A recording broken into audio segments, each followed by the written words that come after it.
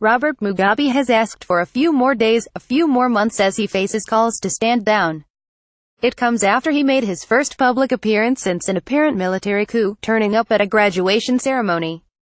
The deposed leader is chancellor of the University of Zimbabwe and goes to the event each year.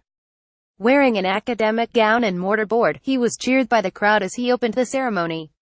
Sky News' David Bowden, who is in the capital Harare, said Mugabe is not known as a shrinking violet. He's supremely confident in his own abilities, whatever they might be. I suspect this might be a final act of defiance. Mr. Mugabe's public appearance comes amid reports he has been under house arrest since the coup began on Tuesday. Image: Robert Mugabe meets the country's army chief and South African envoys. Pic: Herald newspaper. The Zimbabwe War Veterans Association said the leader asked for a few more days, a few more months.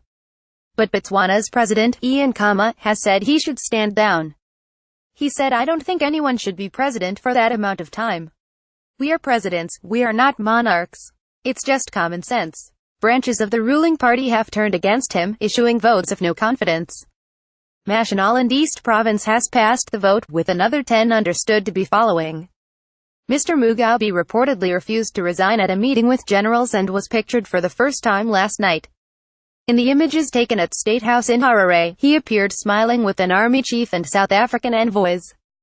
The 93-year-old reportedly arrived in his motorcade from his private residence for the crunch talks, which also included officials from the Southern African Development Community (SADC). They met today.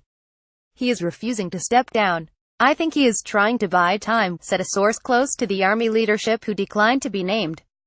Video: Gucci Grace, who is Zimbabwe's First Lady.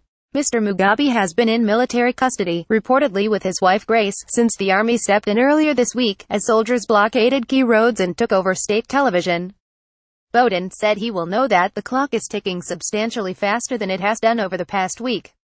He will be out and about today, presumably making sure people know he is still a man in command, so that when he does appear on television and says, "I've decided I'm going to Gracie move along," that he will maintain some kind of dignity.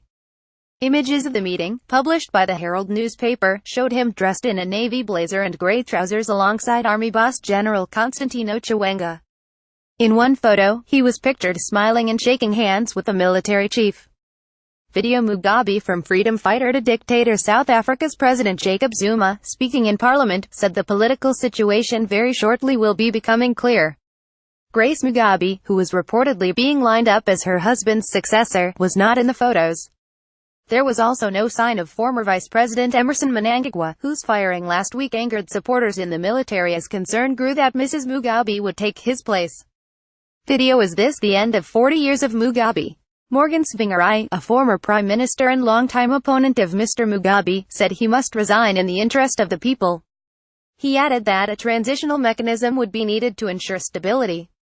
Wilfred Mbanga, the founder, publisher and editor of the Zimbabwean newspaper, told Sky News he believed there were sticking points to Mr. Mugabe resigning. The president wants security for his family and to keep his wealth, and assurances he won't be prosecuted when he steps down.